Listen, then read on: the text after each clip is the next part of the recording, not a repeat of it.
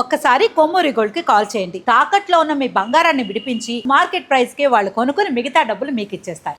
Welcome back to మనం TV. నేను మీ పవన్ బెస్వాడ.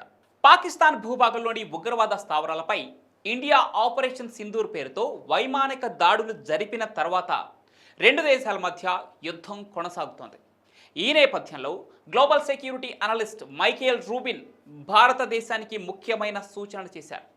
ఉగ్రవాదంపై పోరాడాలంటే సుదీర్ఘ కార్యాచరణ చేపట్టాలని, ఇజ్రాయెల్ను ఉదాహరణగా చూపుతూ ఉగ్రవాదులను వేటాడాలని అన్నారు.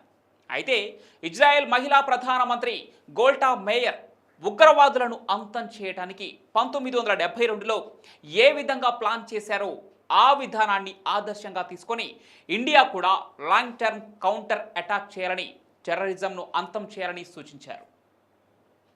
అసలు ఇజ్రాయెల్ మహిళా ప్రధాని చేసిన ప్లానింగ్ ఏంటి? తమపై దాడి చేసిన ఉగ్రవాదులను ఎలా తుడిచిపెట్టిందో ఈ వీడియోలో క్లియర్గా తెలుసుకుందాం. 1972లో మ్యూనిచ్ ఒలింపిక్స్లో బ్లాక్ సెప్టెంబర్ అనే పాలస్తీనా ఉగ్రవాద సంస్థ 11 మంది ఇజ్రాయెల్ అథ్లెట్లను బందీలుగా తీసుకొని చివరికి హత్య చేసిన దారుణ సంఘటన ఇజ్రాయెల్ను తీవ్రంగా కలిచివేసింది.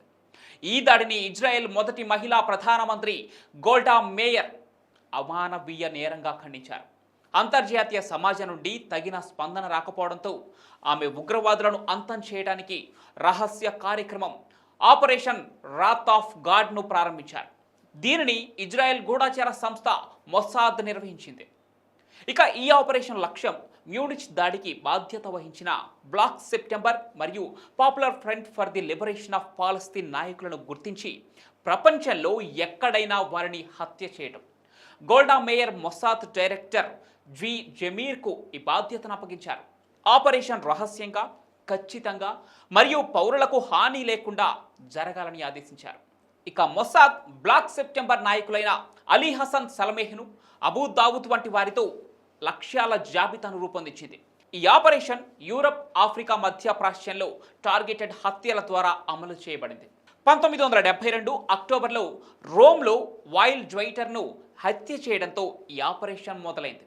ఈ హత్యలు బాంబు దాడులు, గన్ షాట్లు మరియు రహస్య ఆపరేషన్ల ద్వారా జరిగాయి.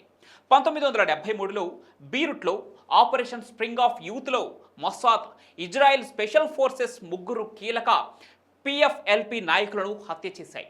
ఇంకా ఈ ఆపరేషన్ దాదాపుగా 2 దశాబ్దాల పాటు కొనసాగింది. అలీ హసన్ సలమేహ్ 1979లో బీరుట్లో కారు బాంబు దాడిలో హతమయ్యే వరకు ఈ ఆపరేషన్ కొనసాగింది. ఈ విజయాన్ని సాధించడానికి మొసాద్ ఏజెంట్లు తమ అసలైన పేర్లను మార్చుకొని నకిలీ పాస్పోర్ట్లతో వ్యాపారవేత్తలు, పర్యాటకులు, జర్నలిస్టులుగా మారి ఈ ఉగ్రవాద నాయకుల్ని లక్ష్యంగా చేసుకొని ఒక్కొక్కరిని కడతీర్చారు. అయితే ఈ ఆపరేషన్ 7 సంవత్సరాల పాటు సాగింది.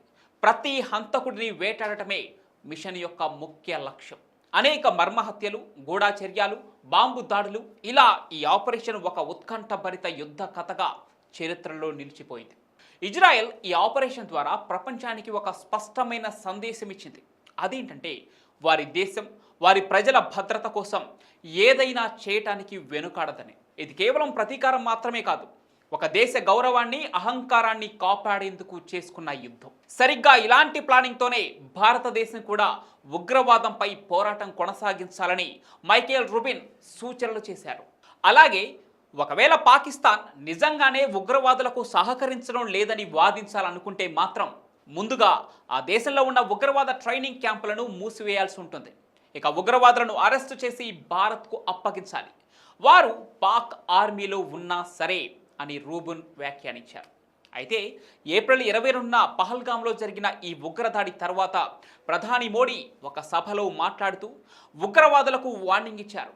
ఈ భూగ్రహంపై ఉగ్రవాదులు ఎక్కడ దాగి ఉన్నా వారిని భారత్ వేటాడుతోందని, వారు ఊహకందని విధంగా కఠినంగా శిక్షిస్తుందని ప్రధాని మోడీ స్ట్రైట్ వార్నింగ్ ఇచ్చారు. దీన్ని బట్టి చూస్తే భారత్ పాక్ యుద్ధం తర్వాత పాక్లో ఉగ్ర కదలికలు కనిపిస్తే ఇజ్రాయెల్ తరహాలో భారత్ కూడా స్పెషల్ ఆపరేషన్ జరిగే అవకాశాలు కనిపిస్తున్నాయి.